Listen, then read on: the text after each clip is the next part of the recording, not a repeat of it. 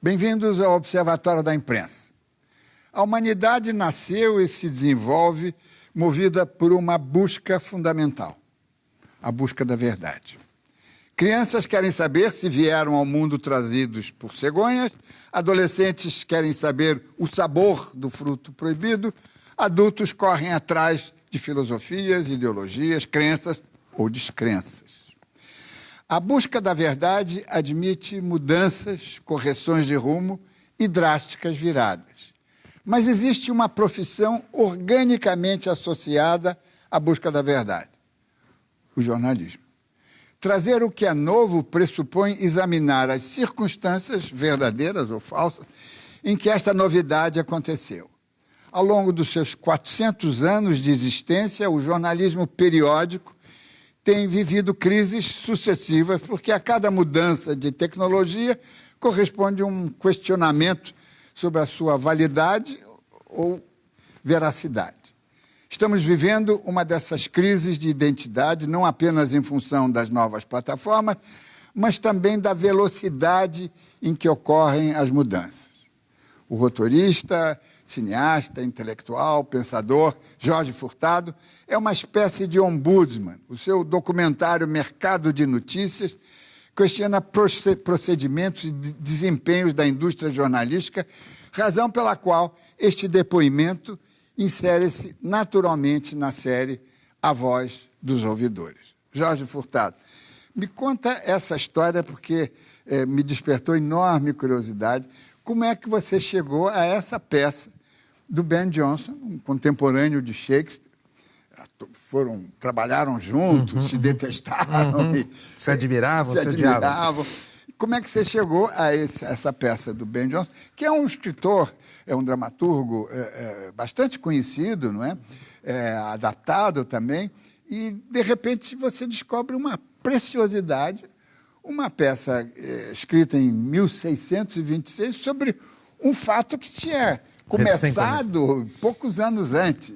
O jornalismo. Bom, Diniz, obrigado pelo convite, prazer estar aqui. Esse teu texto de introdução praticamente podia estar no meu filme, porque o meu filme é exatamente sobre isso. Eu sou um ficcionista, gosto de ficção, escrevo ficção, gosto especialmente do Shakespeare, muito, mas gosto de jornalismo também. Eu fiz jornalismo e de faculdade, queria fazer jornalismo, acabei fazendo cinema. E eu comecei a me inquietar com uma transformação radical que estava acontecendo com o jornalismo no final do século passado já, quando começou a internet. Parecia que todo mundo tinha seu Facebook, todo mundo tinha seu Twitter e jornalismo não precisava mais ter jornalista, né? Não precisava mais curso de jornalismo, todo mundo era jornalista, os jornais se encheram de comentaristas falando sobre seu café da manhã. E eu disse, bom, mas só um pouquinho, mas como é que eu sei o que aconteceu lá fora, no mundo, né? Eu preciso ler o jornal, saber o que está acontecendo, né? E aí comecei a me interessar pelo assunto e percebi que a crise que o jornalismo estava vivendo, dessa tecnologia nova, digital, internet, era muito semelhante ao que aconteceu com a invenção da imprensa, dos tipos móveis, né? Sempre, como tu disseste, o ser humano sempre precisou de informações do mundo real, né? Gente que chega lá de fora contando as notícias, né? O soldado que correu 42 quilômetros em maratona lá para dizer, vencemos os persas, era um repórter, né? Chegando da rua com boas notícias. Mas aí, quando se inventou a imprensa, a informação explodiu, né? Explodiu de todas as maneiras. Mas continuavam chegando relatos tipo, os alemães tomaram Dunkerque, um dragão de 2 cabeças engoliu uma freira. Eu disse, bom, mas eu tenho que distinguir o que é verdade e o que não é. O Ben Jonson, em 1625, escreveu essa peça que eu descobri, respondendo a tua pergunta, quando eu fui fazer a minha pesquisa num livro do Peter Burke e do Asa Biggs, chamado A História Social da Mídia. Nesse livro, ele tem... Mas é uma frase, assim, né? Ele disse assim, Ben Jonson escreveu a peça, O Mercado de Notícias, State of News, criticando o jornalismo que estava recém começando. Eu disse, mas que peça é essa do Ben Jonson? Eu não conhecia, nunca tinha ouvido falar. Fui à cata da peça, achei facilmente na internet o texto em inglês. Comecei a ler, era bastante complexo, porque o Jonson, ao contrário do Shakespeare, era um cronista do dia a dia. Então tinha muita gíria do dia, do local, coisa que aconteceu em Londres ontem. Chamei uma professora amiga minha, Lisiane Kuglan, E resolvemos traduzir a peça, que não tinha tradução em português. Levamos 3 anos para traduzir a peça. E quando a peça ficou pronta, eu disse, olha, isso é um texto premonitório, impressionante como ele percebeu que todas essas questões que nos preocupam hoje, a credibilidade da fonte, o financiamento da notícia, a veracidade da informação, a notícia como entretenimento, gente que quer aparecer no jornal de qualquer maneira, a notícia, o vício por novidade todo dia, tudo isso está na peça, né? Então eu resolvi que eu vou fazer um filme sobre isso. Peguei a peça, juntei um grupo de atores gaúchos, convidei vários jornalistas, mandei a peça para eles e fiz uma pauta de entrevista em cima da peça, misturei tudo com alguns pequenos casos jornalísticos e fiz o filme que eu espero sirva para espaço de discussão do jornalismo. Evidente, né? Evidente, porque esse é o grande, é o grande problema e, ao mesmo tempo, é a solução. O jornalismo melhora quando ele deixa de ser clandestino, o seu fazer deixa de ser clandestino. Isso é discutido como o sapateiro, o músico e assim por diante. Sim, é uma profissão como outra. Eu descobri fazendo o filme, porque tem algumas categorias que são sem... Algumas têm muita mídia, tipo o mercado financeiro, tem muita mídia. Meio ponto de IOF vira uma loucura. E agora... o mercado, a indústria não tem tanta mídia assim, os trabalhadores da agricultura não têm muita mídia. E eu descobri uma outra categoria de sem mídia, que são jornalistas.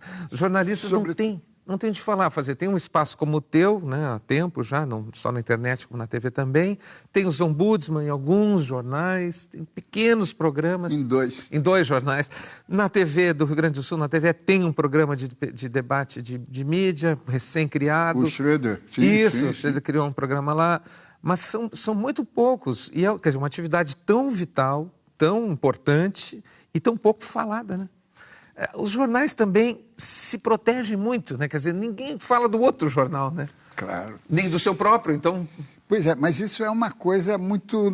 Esse silêncio, essa omissão, ou essa reserva, é recente, porque antigamente os jornais brigavam muito. Não é? Os donos de jornais se desafiavam para duelos. Né? Mas isso foi acabando e hoje... Na verdade, quem devia fazer entrevista era eu que devia te entrevistar. Não. Mas eu quero te fazer uma pergunta. O Rio de Janeiro teve 17 jornais diários. O que aconteceu?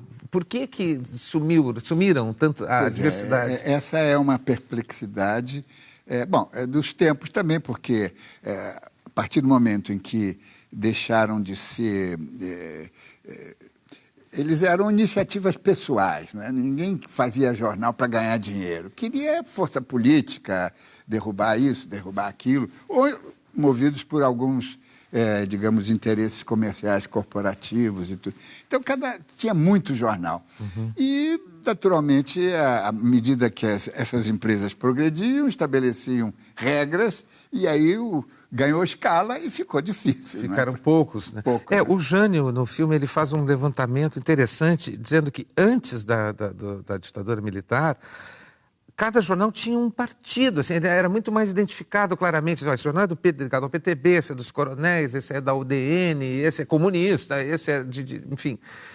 Hoje os jornais me parecem todos muito parecidos, né? Muito exatamente igual. Muda o cabeçalho.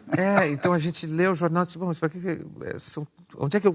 Porque, não sei, tinha uma frase que era no Pasquim, que eu imagino que seja do Milor, nunca descobri a autoria, mas a frase é assim, se você não está em dúvida é porque foi mal informado.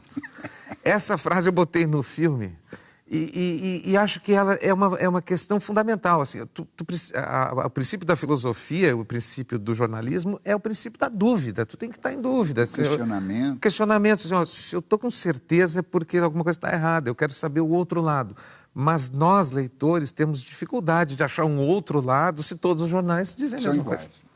Não, até o ex-presidente do STF, Joaquim Barbosa, ele, ainda presidente, num seminário internacional, ele falou, a imprensa brasileira sofre de um viés conservador, mas, sobretudo, ela não é pluralista. Quer dizer, ela se pretende pluralista, mas não é. Aí assim, a internet, a internet consegue suprir porque aí sim, na internet tem de tudo, mas ela tem alguns problemas também, que não substituem inteiramente a imprensa tradicional, na minha opinião. Primeiro porque ela cria um certo nicho. A pessoa diz assim, eu gosto desse cara, então tu só lê aquele. Aí tu não cresce na tua maneira de crescer, tu lê pessoas que pensam diferente de ti também, né? Claro. O financiamento ao jornalismo, né, digital ainda não está resolvido, ninguém sabe o que fazer, são muito personalistas. E eu tenho uma crítica que eu até faço no filme um pouco, que aos blogs e aos sites jornalísticos, que é a publicação de comentários anônimos com ofensas e tal. Isso é inaceitável. Eu não sei como é que os jornais, os grandes veículos, ainda permitem que pessoas publiquem no seu espaço ofensas coisas... Não, é uma desqualificação. Você, em vez de combater a ideia, você desqualifica o emissor da ideia. E aí vira uma briga que não vai a lugar nenhum. O filme, o Mercado de Notícias, tem um site, que é o mesmo nome, o mercadodenoticias.com.br, onde toda a minha pesquisa está lá, o texto integral da peça, todas as entrevistas, e tem inclusive um texto do Robert Fisk sobre isso, uma coisa que ele chama de o veneno digital, que essas pessoas, a gente é alimentado por esse veneno, isso faz muito mal, acho que a todo mundo, a democracia, o jornalismo, né? Pois é. Não, e faz com que as guerras se exacerbem, porque recentemente nós lembramos os 100 anos da catástrofe da Primeira Guerra Mundial, e naquele momento tinha uma imprensa pacifista. Em 1911, o Prêmio Nobel da Paz foi dado a um jornalista alemão pacifista. Depois, em 1933, um jornalista inglês também ganhou um Prêmio Nobel da Paz. Quer dizer, o jornalismo também tem as bandeiras humanistas. Né? O Bertrand Russell ele foi preso contra a guerra, apesar de ser inglês, né? Enfim. Então, e hoje nós estamos exacerbando, através justamente dessas novas plataformas tão pessoais e tão pouco cuidadosas, não é? Que você está exacerbando a guerra. Não é? Isso é terrível. Agora, eu não sei, eu sou otimista, não sei porquê, mas sou. Primeiro que eu me sinto hoje mais bem informado do que nunca, porque eu vou à luta, eu leio outros, eu procuro vários jornais, eu procuro vários blogs, eu vou em várias fontes, tento checar a informação, então eu acho que eu acabo descobrindo o que eu quero saber, pelo menos eu mantenho as minhas dúvidas acesas. E segundo que eu acho que depois de passar desse furacão inicial de todo mundo é jornalista, vai baixar uma poeira e as pessoas vão entender, não, só um pouquinho, vai sobreviver quem tiver credibilidade, porque esse é o produto do veículo, né? Não é a informação eu encontro no Twitter, em qualquer lugar, encontro catálogo telefone. Qualquer gente me fala na rua, eu quero é credibilidade, eu quero alguém que... Não, se ele falou, deve ser verdade. E se não for, amanhã ele vai voltar e dizer, errei ontem. Porque também tem isso, entende? Assim, o cara no Twitter, no Facebook, no blog, ele não tem compromisso com nada. Ele bota aquela coisa ali, depois ele vai embora para a praia. O jornalista não, ele tem que dizer, olha, ontem publiquei tal coisa, hoje descobri que não é verdade. Né? Então eu sigo lendo o cara porque a credibilidade dele aumenta. Né? Eu acho que isso vai acontecer. Né? Você acha que o leitor médio, né? o cidadão médio, porque não existe o leitor, existe o cidadão, que quer saber, ele se interessa em discutir esse mundo atrás das câmeras, não é? Eu acho que ele está se interessando cada vez mais. Em geral, não. A resposta direta, mas não acho que... As pessoas leem muita manchete, leem muita legenda. Esses dias eu estava numa reunião familiar e uma amiga disse alguma coisa que eu achei muito questionável. Eu disse, mas onde é que tu disse isso? É verdade? Isso assim, deu na internet. Eu disse, deu na internet, o negócio mais vago do mundo. Antigamente você dizia, deu no jornal. Deu no jornal, agora deu na internet. Só que o jornal, pelo menos, tinha alguém assinando lá. A internet não, aqui não é uma terra de ninguém, né? Então eu acho que as pessoas ainda estão muito confusas sobre essas novas mídias. Mas aos poucos, as pessoas vão entendendo que por trás, porque também ficou mais difícil formar consensos, né? O Chomsky chamava disso a formação do consenso. 5, 6 empresas criam um consenso. Hoje está um pouco mais difícil, porque tem buracos no dique, né? Então tem um cara que diz no blog, não foi bem assim, outro já responde que não, então a verdade já fica mais frágil de ser imposta, assim, uma única verdade. Então as pessoas estão começando a entender que existem interesses econômicos e políticos por trás da informação, né? Religiosos? Religiosos, sim, inclusive, muitos. A questão, veja agora a questão da Copa do Mundo, né?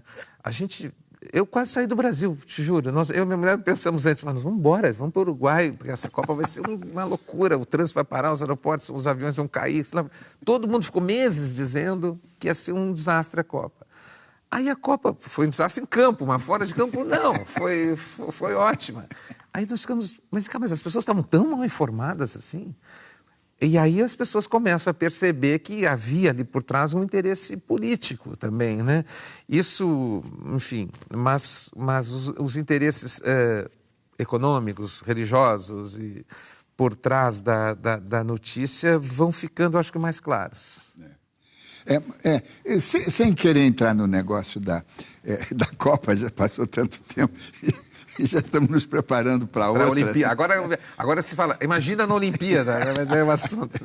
Não, mas é que também aí tem o seguinte, a imprensa, com todos os seus defeitos, e tão concentrada aqui no Brasil, que é terrível isso, mas ela pelo menos... Nesse episódio da Copa, ela funcionou como advertência, né? Quer dizer, olha, o negócio está ruim. Sim, tem essa vantagem. Eu acho que tem uma frase que é comentada no filme também, que é uma frase, essa é do Milor, que a imprensa e a oposição resta armazém de secos e molhados.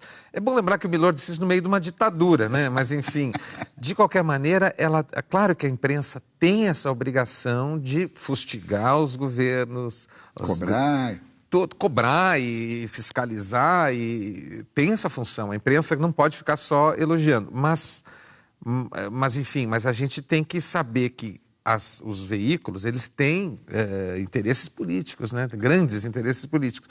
E isso desvia. Desvia.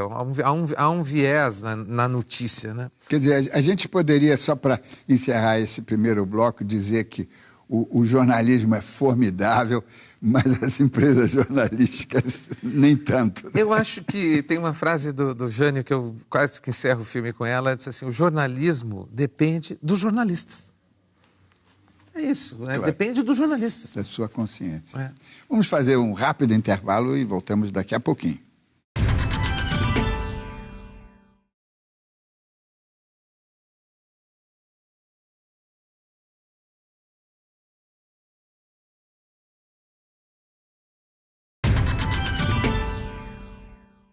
O Observatório da Imprensa está de volta com o complemento da série A Voz dos Ouvidores. Nesta edição, entrevistamos o cineasta, pensador, crítico, gaúcho, Jorge Furtado.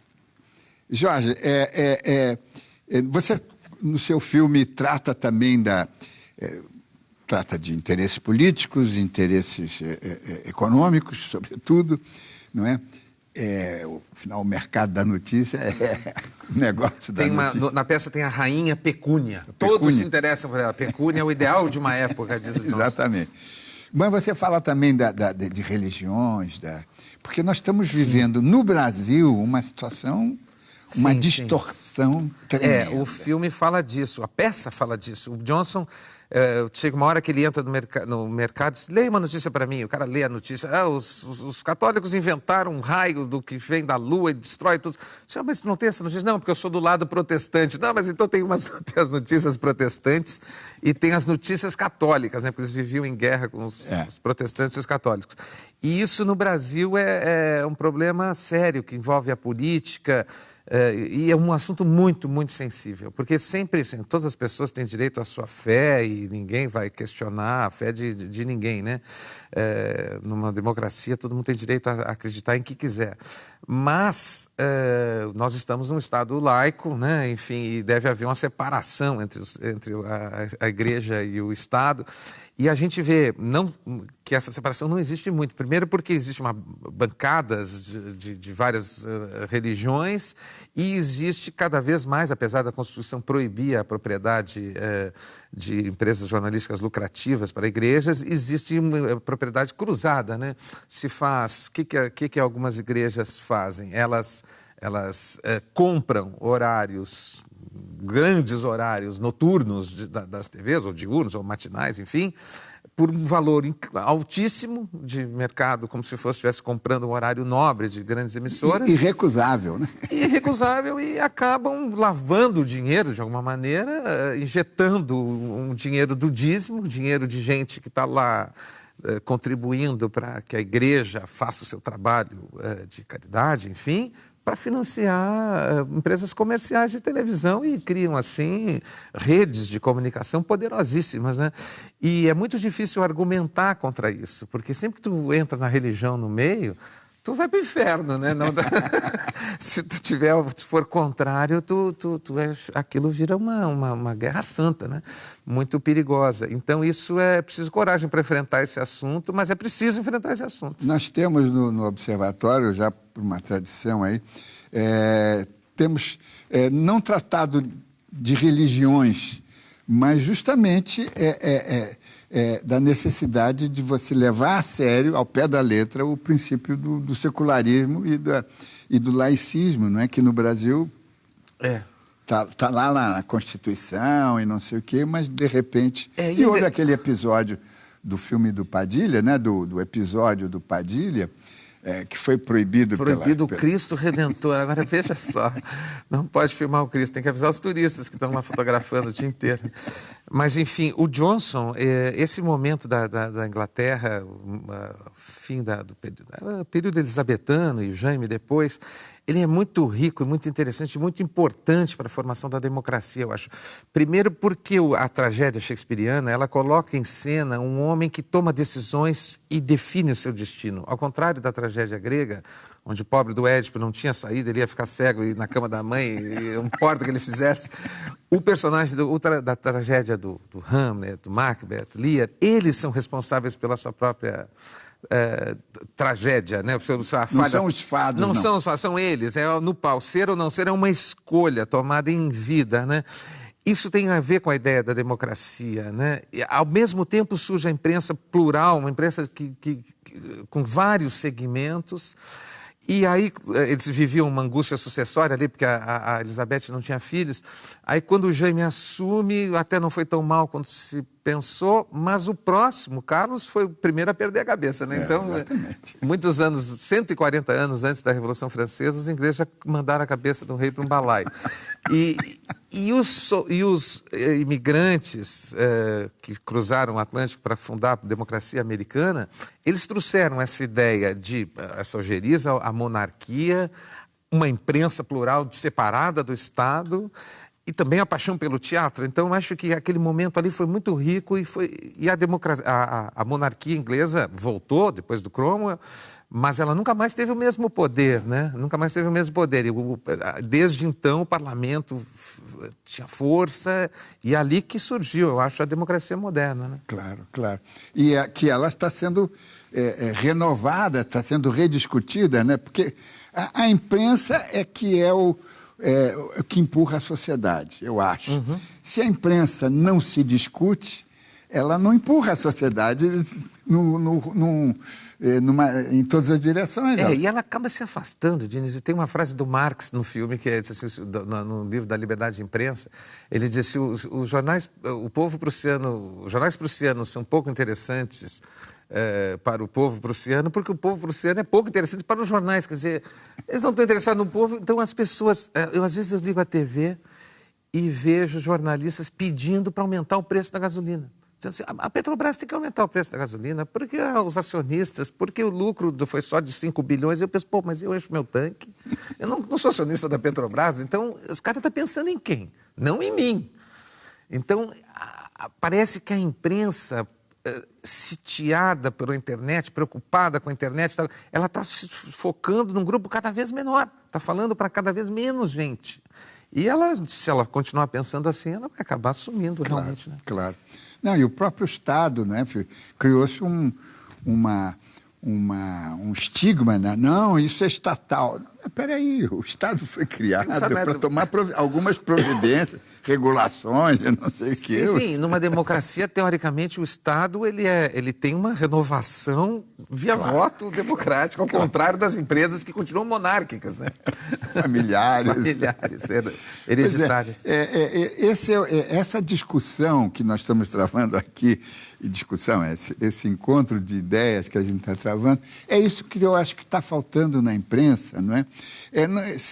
Não precisa acusar, não precisa demonizar, mas a imprensa tem que ser falada, ela tem que se mostrar, de se discutir. Tem um caso no que eu citado no filme, que é a história do Picasso do INSS. É um quadro que foi encontrado, teoricamente, do Picasso, que na verdade é um pôster que está no INSS e foi tratado por todos os jornais. Aí foi a Folha, o Estadão, Isto É, Terra, todo mundo tratou aquilo como um caso seríssimo de descaso com as artes plásticas que estão deixando um pobre de um Picasso tomando luz fluorescente. Na verdade, se trata de um pôster de R$10 que está lá, enfim. Então, quando tu pega uma notícia, a notícia do jornal, tu lê assim: o quadro é tratado como a obra de Picasso, o quadro de Picasso, a pintura, a gravura de Picasso, o desenho de Picasso. No mesmo texto, ele é referido como gravura, desenho, pintura, que são coisas muito diferentes e com preços muito diferentes. Aí tem o seguinte, tem um preconceito, uma pauta pronta, já sai da redação. Eu tenho uma foto muito boa do Lula com o Picasso do lado, então isso vai ser a capa. Agora, como? Não sei, faz um texto aí, dá um jeito. Te vira. Então é um preconceito e uma falta de preparo técnico, assim. Vai lá com uma régua média, entrevista um crítico de arte que reconheça. E ver se é uma obra dele ou se é uma reprodução. Se é uma reprodução, né? Esses critérios meio básicos do jornalismo, de checar a fonte, de ouvir de novo. Não sei, as pessoas têm pressa não, tem que publicar logo isso, mas melhor publicar melhor amanhã do que o mal hoje, né? Me parece. Agora, tem um dado que você reaviva, que eu acho muito importante, que é o seguinte: cada meio de expressão artística, ele se sobrepõe ao anterior, mas criticando o anterior. Por exemplo, no início do cinema, o assunto imprensa foi muito focalizado. Não só naquela peça Front Page, não, que teve várias... Billy Wilder fez um filme. Mas eu tenho um amigo português, um grande jornalista, Joaquim Vieira, ele se deu ao trabalho de levantar para a Cinemateca Portuguesa todos os filmes sobre imprensa. 600.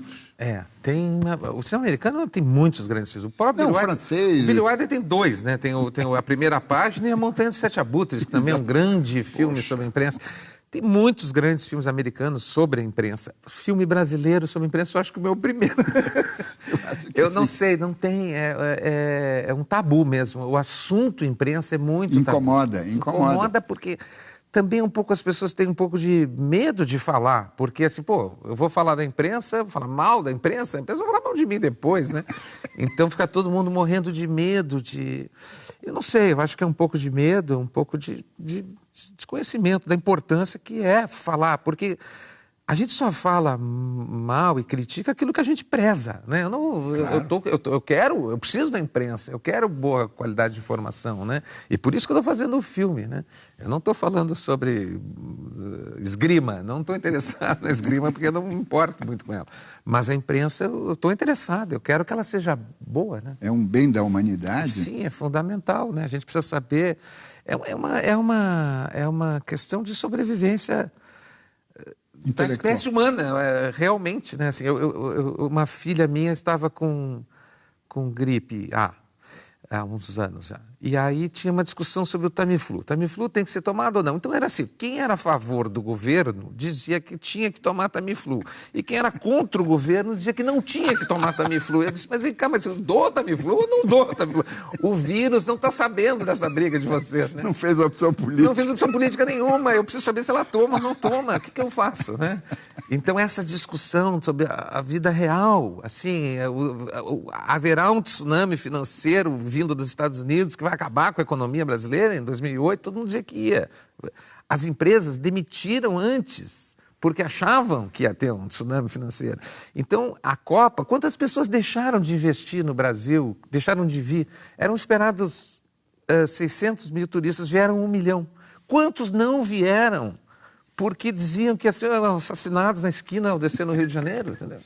Então, a informação sobre a realidade ela é vital para todo mundo, para a sociedade. A gente precisa saber para votar, para escolher, para tomar remédio, para qualquer coisa. Para tomar o Tamiflu. Para tomar Tamiflu. Pois é, agora, esse é um problema que você acha que a gente pode contornar isso, a gente pode... quer dizer, só promover o debate será suficiente? Ou você acha que não, o governo tem que discutir, criar agências? Pois essa é uma questão até no meu filme pouco tratada. Alguns jornalistas comentam na entrevista inteira, alguns falam disso. Eu tenho muita dúvida sobre isso. Eu tenho um pouco de... Quer dizer, eu acho que a discussão sempre, debater e aperfeiçoar, sim. Como criar, quer dizer, qualquer coisa que seja antes da publicação, eu sou totalmente contra. Né? Dizer, não pode falar disso. Não existe, né? Então essa é censura. Então, agora, a posteriori, a gente está numa situação complicada porque não temos mais lei da imprensa. A lei da imprensa acabou, talvez devesse acabar mesmo, porque era um negócio lá da ditadura, mas no momento, a pessoa que é atacada no jornal, ou tal, ela não tem muita defesa. Direito de resposta ainda não está. Direito de resposta não está regulamentado. O que fazer a sociedade para se proteger desse poder destrutivo, né, da calúnia, da mídia e tal? Criar conselhos, não sei, eu sou tão cético em relação a esses conselhos, o que eles possam realmente fazer. Há vários países, a Argentina criou a sua lei dos meios, os Estados Unidos têm restrições seríssimas, a Inglaterra também. No Brasil não temos nada parecido com isso, né? Aliás, as leis que temos já não são cumpridas, então às vezes... Não, nos Estados Unidos, que é a pátria da livre iniciativa, você tem a FCC, né, como eles dizem, que é a Federal Communications Commission, que ela regula. Regula até a audiência. Não pode ter tanto de audiência sem passar. E regula, sobretudo, a questão da competição, que o problema todo está Sim, para não deixar grandes oligopólios tomarem conta, exatamente, né? Exatamente. Agora, também no Brasil há restrições, inclusive na Constituição, de entrada de capital estrangeiro nos veículos de jornalismo, né? É ruim, é bom. Hoje é até estranho pensar nisso, porque a gente lê jornais estrangeiros no celular. Exatamente. Eles estão entrando no meu celular, pelo menos. Eles estão. E traduzidos, né? E traduzidos, né? Aliás, alguns bons. Eu tenho lido a BBC Brasil. É bom de ler. Exatamente. Não, eu acho que a gente... Esse é o problema. Eu tenho a impressão de que a gente está chegando nas soluções. É que se você não tem debate, você não atualiza as coisas. E aí vai anquilosando, vai ficando tudo com reumatismo, né? Os problemas. Então, o debate é que ele vai provocar discussões e saídas, não é? Eu tive com o Mark Malbaf, um diretor iraniano, quando ele esteve no Brasil ano passado, a gente esteve reunido para ver se a Dilma falava sobre a liberdade aos cineastas iranianos. Aliás, eu não sei como é que está a situação lá, porque pouca coisa foi feita, né? Mas ele me contava que a censura no Irã é feita tecnologicamente, porque o Skype, que é um dos poucos formas de comunicação que não tem como regular, ele precisa de uma banda larga com uma eficiência tal. Então, eles mantêm um pouquinho assino abaixo para não poder. A única maneira. Então, existem formas de censura. À medida que a tecnologia vai avançando, a tecnologia da censura também vai avançando. Também. Aliás, não só a tecnologia, mas os recursos. Você tem aí a descoberta quer dizer, a invenção, o conjunto de invenções do Gutenberg, não é? Porque ele inventou não só o tipo móvel, mas uma tinta... Uma forma de cortar o papel, de dobrar. Mas logo depois você começa a ter já o arcebispo lá da Mogúncia que manda, não, eu quero ler tudo que vai ser impresso. E logo as coisas... Então, o processo tem que ser discutido. Se você não discute, você... Eu tenho uma preocupação agora com o Facebook. As pessoas adotaram o Facebook como sendo a forma de comunicação, mas é uma coisa privada, com censura direta, não pode... Tem um monte de coisa que não pode. Vira meio um clube de amigos que se cutucam e se elogiam, mas não é nada muito aberto. Eu sou mais da turma do Google, assim, que pelo menos está tudo disponível, né? Mas vamos tratar disso no próximo bloco. Por enquanto, um pequeno intervalo e voltamos daqui a pouco.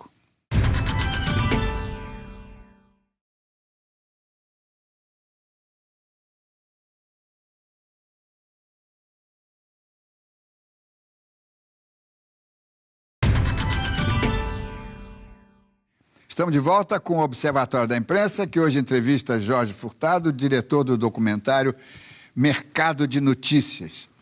Como é que está esse mercado? Olha, é um mercado que está em crise, né? Eu acho que está vivendo uma grande crise. As pessoas... muito difícil entender uma revolução durante a revolução, né? Ela está acontecendo assim. Porque ela está acontecendo, né? A gente, eu tenho 55 anos, eu fui criado lendo jornal, meu pai assinava o Correio do Povo, eu acho que aprendi a ler sozinho, lendo Mário Quintana no seu caderno H lá. E eu gostava de ler o jornal, depois assinava Zero, a Folha, eu li o Veríssimo desde pequeno, recortava o jornal. Então, eu sou formado no jornal de papel. E não leio mais jornal de papel, eu mesmo já não leio mais. Eu tenho um tablet, um computador, eu ando em todos os lugares, a gente lê qualquer jornal do mundo. Então, é uma mudança muito radical, mas que não encontrou ainda uma solução. Como se financiar, né? Como é que... Alguém tem que pagar o salário do jornalista para ele ficar lá um mês indo atrás, investigando. Do jornalista e do ombudsman. E do ombudsman, que depois de todo mundo. Então, como isso vai ser feito, né? Então, essa resposta eu não tenho e eu acho que ninguém tem. Mas ela, por enquanto, pelo menos... Mas o mercado vai encontrar uma maneira, né? Essa revolução digital, ela foi tão violenta, tão rápida, que ela mudou tudo. Não só do jornalismo, o cinema, a música, televisão... A literatura. Você lê livro de papel ou de... Eu só leio livro de papel. Livro mesmo, eu só leio de papel. Eu leio trechos, pedaços, muito texto no tablet... Mas eu duvido. Olha, quando alguém me disser assim, eu li Irmãos Karamazov num tablet, eu vou dizer, tá bem, então chegamos numa mudança. Quem é que leu 100 Anos de Solidão num tablet? O Guerra e Paz. Guerra e Paz num tablet. Não dá, eu não sei, não realmente. Eu gosto do objeto livre, eu gosto do papel, claro, gosto de guardar coisa dentro, gosto de sublinhar, de marcar página, gosto de voltar lá. Eu sou apaixonado por livros. E tem uma boa biblioteca que, enfim, eu acho que é um presente eterno, assim. Eu tenho os meus livros de infância ainda lá e volto a eles. Está lá o Mark Twain, de vez em quando eu estou lendo. Trouxe na viagem as viagens de Gulliver para ler. E não leio livro mesmo, eu não leio na internet. E outro mercado que não foi atacado, destruído pela digital, foram os quadrinhos. Ao contrário, melhorou, assim, porque é um objeto, a tinta, o desenho, ele funciona melhor no papel. Isso é verdade. Mas a televisão, a música, disco praticamente impossível de encontrar lojas de disco hoje, né? Então, esse mercado... E acabou com... E o jornalismo também está no meio dessa revolução aí. De cabeça para baixo. A gente não vai andar para trás, né? Então, vamos andar para frente e vamos ver o que vai acontecer. Não, a humanidade nunca se desfez das coisas boas que ela inventou. Não se desinventa nada. Né? vela, vapor, tudo isso... Não, algumas coisas tipo fax, aí, bom, aí foi, isso aí ninguém usa mais, mas enfim... Teletipo. Eles são superados por uma coisa, a ciência, ela... Alguém disse, na ciência, a lógica é a seguinte, tudo que puder ser feito, será. Então, o que puder ser feito, as pessoas vão fazendo, né? Mas o jornalismo precisa sobreviver, né? Alguém que diga, olha, foi isso que aconteceu de verdade, eu estava lá e vi. Eu fui lá, exatamente. E tem que chegar... Não, aquela tese que foi levantada sobre esse episódio... está errada porque houve interferência. Tem que dizer, a mecânica da coisa Sim. tem que ser... Um dos casos que eu cito no filme é o Sertões, o Euclides da Cunha. Porque o Euclides, ele era um jornalista do Estadão, foi convidado pelo Estadão para cobrir a guerra. Havia a ideia de que o conselheiro era uma coisa restauradora da monarquia, aquilo era comandado à distância por interesses políticos e tal, e ele foi para lá. E saiu de São Paulo com essa ideia, né? E mudou de ideia. Aliás, uma das coisas melhores do livro é isso, né? É que ele muda de ideia no meio. Ele começa o livro achando uma coisa e ele se transforma no meio do livro. Então, essa transformação que o personagem tem é a mesma transformação que nós, ficcionistas, é o arco longo do personagem. O personagem, durante um romance, durante um grande filme, ele se transforma. E o jornalista também tem que se transformar, ele tem que ser transformado pela realidade. Ele sai à rua e diz assim, olha, eu saí da redação achando isso. Cheguei lá e vi que não era nada disso, era o contrário disso, ou era diferente. Não, é a busca da verdade, ela não tem um ponto, ela Sim, tem um chegamos ponto parágrafo, a um ponto final, mas não tem né? ponto final. Não tem. É o processo contínuo, e isso primeiro, é penoso para certas pessoas, sobretudo aquelas que querem resolver tudo instantaneamente, né? Sim. Então, os jornalistas, eu não sei, eu acho que eles têm alguma dificuldade de... Eu jogava futebol, jogava de zagueiro. Então, quando a gente errava, dizia assim, levanta a mão e assim, errei, né? Errei, fui eu, desculpa, pessoal, passei errado, furei, né? O escolar e o seu conterrâneo levantou né? 7 vezes. Levantei, né? Fui eu, errei. E o jornalista tem um pouco de dificuldade de dizer assim, olha, errei. Eu não me enganei, não era aquilo, é ao contrário daquilo, corrigindo, ao contrário do que disse ontem, né? Não, e ele só se engrandeceria, ele ganha credibilidade, né? Total. Agora, você vai exibir esse seu filme em escolas de jornalismo? Eu espero que sim. O filme tem uma carreira no cinema, né? E espero que ele continue passando, quando for possível, em salas de cinema. Já tem propostas na televisão, vai passar no Canal Brasil. Eu tenho tido já alguns convites para exibir em universidades, em debates. Estou indo sempre que é possível. Porque eu acho que ele é importante, assim, principalmente estudantes de jornalismo, gente que se interessa por notícia, para pensar, né? E pensar com carinho, assim, eu não sei viver sem notícia, né? E eu estive em Cuba 2 vezes, dando aula na escola de cinema lá, e eu me lembro que eu chegava da aula, ligava a TV, tinha 2 canais. Eu gosto muito de Cuba, adoro a música, o cinema cubano, os cubanos, adoro. Mas eu ligava a TV e tinha 2 canais. Um Fidel falando, o outro tinha Skip e o Canguru. Era um... Meu Deus, o que eu faço? O que tem no meio? O que está acontecendo? Não tem nada entre o Skip, o Canguru e o Fidel Castro. Eu preciso saber o que está acontecendo no mundo, né? Não sei por que eu preciso saber o que está acontecendo no mundo também, porque o Borges, isso é um vício, eu acho. O Borges dizia que não lia jornais. Ele dizia, não acontecem coisas transcendentes todos os dias. Ele dizia, o jornal devia sair quando acontecesse alguma coisa assim, o senhor Cristóvão Colombo descobriu a América, aí pronto. Mas eu acho que eu quero saber o que aconteceu com o Grêmio, eu quero saber o que aconteceu na política, eu quero saber. Tudo é transcendente. Eu acho que pode haver alguma transcendência na zaga do Grêmio, não sei dizer. Não, mas eu acho que esse seu apostolado, sem gozação, é um apostolado mesmo, se ele conseguisse se incorporar, ou encorpar, não é? Ficar maior, e sair do ambientezinho, do botequim frequentado por jornalistas, né? E ganhar a sociedade, não é? Eu acho que quando nós criamos o programa, o nosso site, que é anterior ao programa, um amigo nosso falou assim, eu nunca mais vou ler jornal do mesmo jeito. Ele gostou e logo em seguida adotamos isso como um slogan. botar a dúvida, criar a dúvida. Essa é a questão.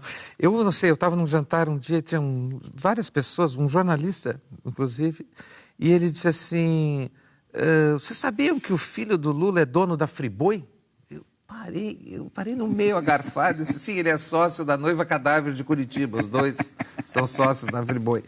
Como é que as pessoas acreditam, um jornalista acredita que um negócio desse seria secreto? Então, esse tipo de lógica que eu acho que a gente tem que... eu penso muito assim, a minha mãe, ela diz, não, onde é que tu viu? Não, eu vi na TV. Eu disse, mãe, mas aonde na TV? Mas quem? Qual é a fonte? Né? Então, essa questão de quem está dizendo, né? Não, e são bíblias, né? Nós estamos acostumados a ter bíblia. Não, está escrito. Não, está escrito, saiu no jornal e é verdade, né? Não, enfim, muita coisa que sai do jornal não é verdade. Agora, e tem assim a reação. Você sofre boicotes, sofre... Olha, acho que não. Acho que pensei, talvez algum que eu não saiba. Talvez eu deixe de ser convidado para muitas coisas. Mas eu prefiro dormir bem, sabe? Pois é, não, porque eu lembro que há muitos anos atrás, quando eu propus ao Otávio Frias de Oliveira, pai do atual diretor do jornal, criar uma sessão para discutir a imprensa, isso foi nos idos de 75, ele falou, olha, você só vai arranjar inimigo. E deu certo a profecia. Não sei, olha, eu tenho sentido pela repercussão do filme que as pessoas que mais se interessam pelo filme são os jornalistas. Os jornalistas, eles estão gostando muito do filme. Acho isso formidável. Porque eles acham importante, assim, é uma profissão e eu disse assim, olha, eu fiz esse filme, eu estou fazendo um filme para o cinema sobre jornalismo, para que daqui a 30 anos as nossas profissões estiverem desaparecidas, de cineastas e de jornalistas, as pessoas sabem que perderam alguma coisa, né? O cinema fazia coisas interessantes, né? O cinema fez muitas coisas importantes, né? E o jornalismo é fundamental, né? E eu espero que ele sobreviva. Eu espero que os meus netos leiam jornais e que os meus netos tenham uma experiência de ir numa sala de cinema e assistir um filme, né? Claro, claro. E um filme livre, não é? Um filme sim, sem os constrangimentos. É uma experiência transformadora o cinema, assim, ninguém vê ladrões de bicicleta impunemente. A pessoa não é a mesma antes e depois de ver o filme, né? Então, grandes filmes transformam as pessoas, né? E eu acho que uma grande reportagem, depois de ler uma boa reportagem, um jornal, alguém que te informa, tu muda, tu cresce, tu é diferente, tu fica diferente, né? Então, acho que isso não pode ser perdido, não. Vai ter Mercado de Notícias 2? Olha, material não falta. Não, o filme ele inclui um site, né? Tem o Mercado de Notícias, o site. E lá no site tem todas as entrevistas, tem a peça, todos os ensaios da peça, tem o texto integral da peça em português, em inglês. Tem todas as nossas pesquisas. Tu citaste, a gente estava conversando antes, uma tese sobre jornalismo do Tobias Pauter, era um alemão, enfim. Pauker.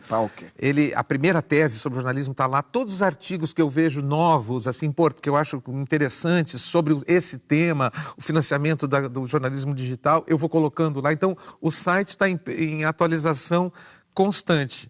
Talvez eu volte a fazer outras entrevistas e acrescente ao site, mas material para fazer um segundo filme tem. Agora, e a peça? Você vai... tem levado ela? Não. A peça eu fiz só para o filme. Eu só fiz a peça uma vez para o filme. Não seria possível... Eu não entendo nada de teatro, Diniz. Eu não saberia conviver com 14 atores vivos ao mesmo tempo durante meses. Eu acho que eu ia morrer, eu ia me suicidar.